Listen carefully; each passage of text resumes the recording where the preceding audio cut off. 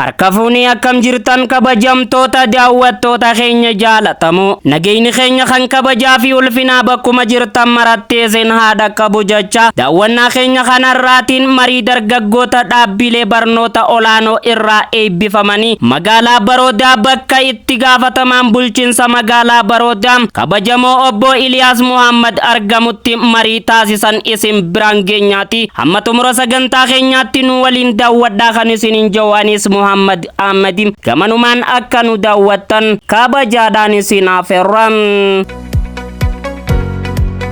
Magaalaa Baroodaatti barattoonni dhaabbilee barnoota olaanoo garagaraa irraa eebbifaman hojii baruu fi barsiisuu barnoota gannaa eegaluudhaaf marii xumurataniiti jiran.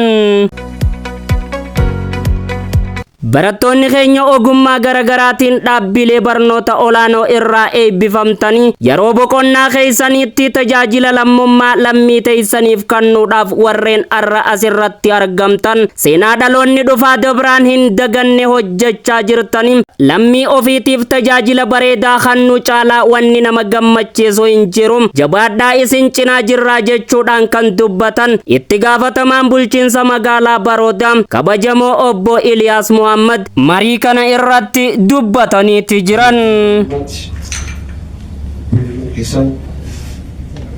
Yeroo boqonnaa keessanii hanga gaggeessuudhaaf yeroo boqonnaa maatii daawwachiisa gaggeessu boqotee utaalee qabatee bashannanuu barbaadu ofii gama hafatanii barii laatanii hamuudee qoota osoo hojii tajaajila lammummaatti bara 2017 hojii bal'aa hojjetanii akka guddina keenyaatti maqaan itti buutan aanaa keenyaa guddinni maqaa guutanii uffata galatamaa seenaa.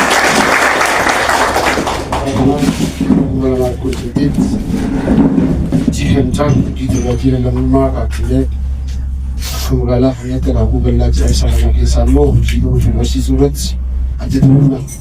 Kan bara darbee caalaa akka barumsa barattoota keenyaaf kan ta'an aktiivistii ilaalaa jiru. Amma warra bulu biyya kana bakka bu'u warra nu bakka bu'u abdii qabna. Abdii qabaachuu Iliyaas eenyu boru bakka bu'aa siree kanaatu qabaachuu dhalattoota kanaatu qabaachuu dhalattoota fedhii isaatiin kaka'umsa mataa isaatiin yaadicha bulchiisaatti alitti wal bulmeessee obboleeyyiin keenya kana sitti hafee barsiifnee kanatti walii qabamee sagantaa kana irraa fides akka galatamu jira.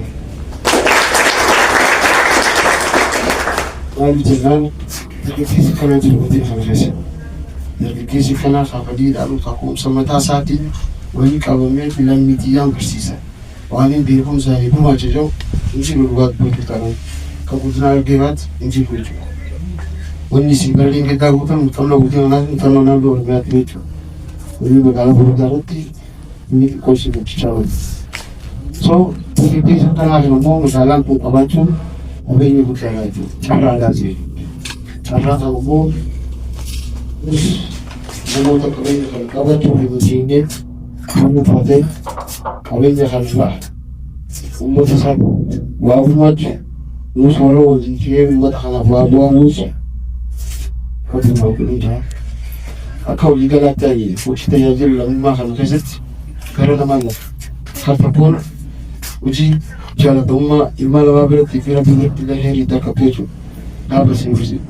Gaafa gamanaan immoo akka qalleeyyii rakkataa ollaa kee jiru midhaan qabeeyyee beelamaa hama jiree jigeeffachaa gaafa tajaajila lammummaa daandii namni gadi kana qulqulleessite gara tokkoon uummata biratti jaalatamummaa addaa jechuudha kan ilma namaati. Akka rabbitti immoo heerii dalagachaa jirta jechuudha. Waan silaa masjiidaa yoo ta'e mootummaan ilmaa jira jechuudha. Kun immoo akka shari'aa keenyaattis wantoonni kanaa kun tajaajila kanaa kun daandii milkaa'inaa ta'e jechuudha. Daandii gara jannataa geessu jechuudha. Masjiida dhaqanii salaatanii gamas deemanii miti.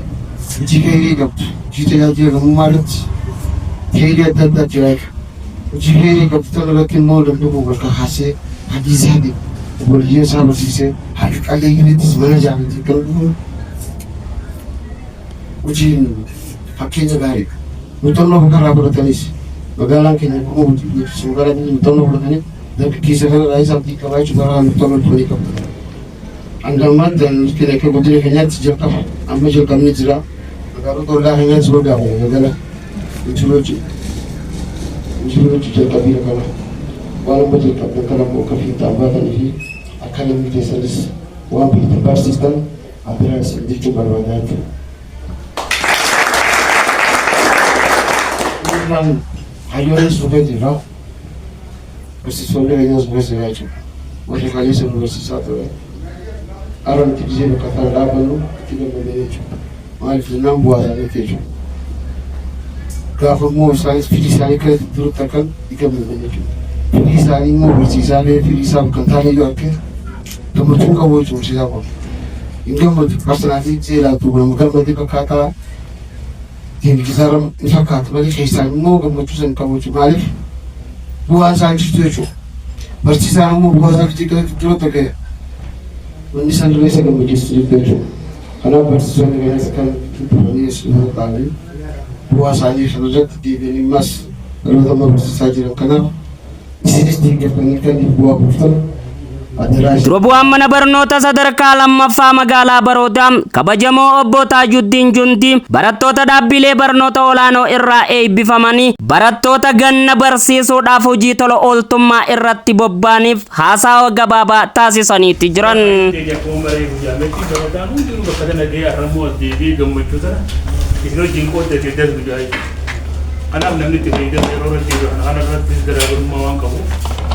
Isin ammoo warra carraa qabeessa har'a as jiru kan Oromoo sadarkaa Oromiyaatii fi sadarkaa federaalaallee hogguruu warra tokko tokko.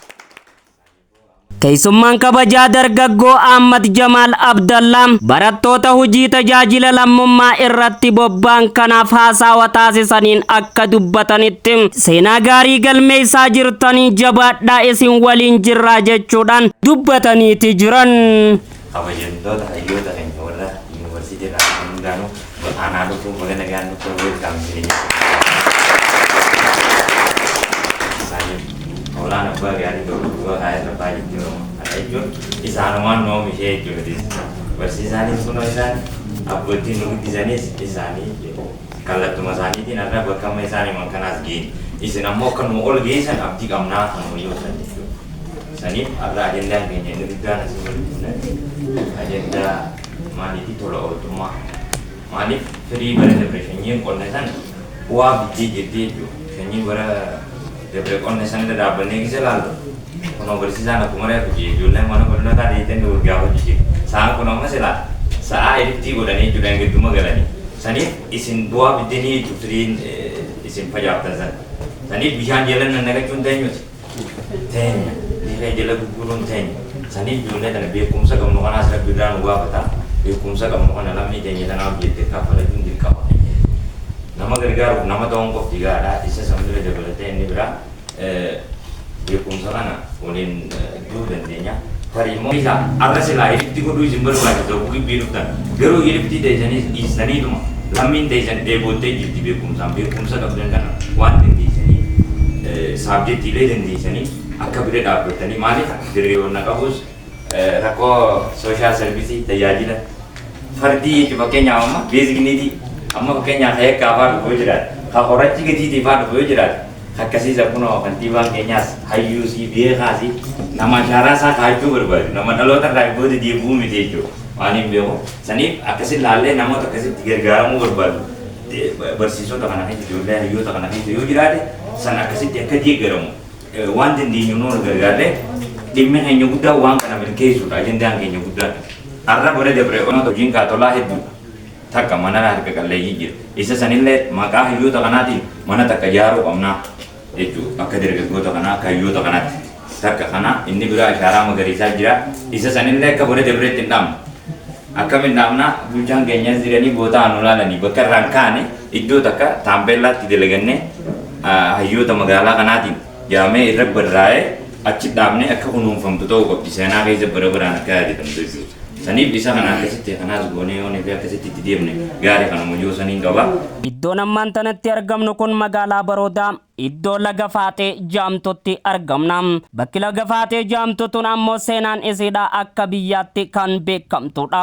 Akka seenaan isii akka biyyaatti beekamtu wanni taasise ammoo konkolaataan yeroo mara akka gubbaa fiigaa dhufuun iddoo kanatti kan garagaludha jechuudhaan itti gaafatamaan bulchiinsa magaalaa Baroodaa kabajamoo obbo Iliyaas Muhammad dubbataniitti jiran. Nuti ammoo baajata gahaa itti baafne dachii tana gaanne haala ammaan tana argaa jirtan kanaan innishiitii fi irratti ijaarre dargaggoota keenyaaf hojii akka irratti uummatan taasifne namni yoo biyya isaatiif itti yaadee laffa'ee hojjate wanni hin danda'amne hin jirtu jechuudhaan itti gaafatamaan bulchiinsa magaalaa Baroodaa obbo Iliyaas Muhammad dubbataniitti jiran. Egaa kabajamtoota daawwattoota keenya jaalatamoo guutuu gabaasa kanaa kutaa lammaffaa qabannee kan dhiyaannu taati turtii gaarii isiniin jennam.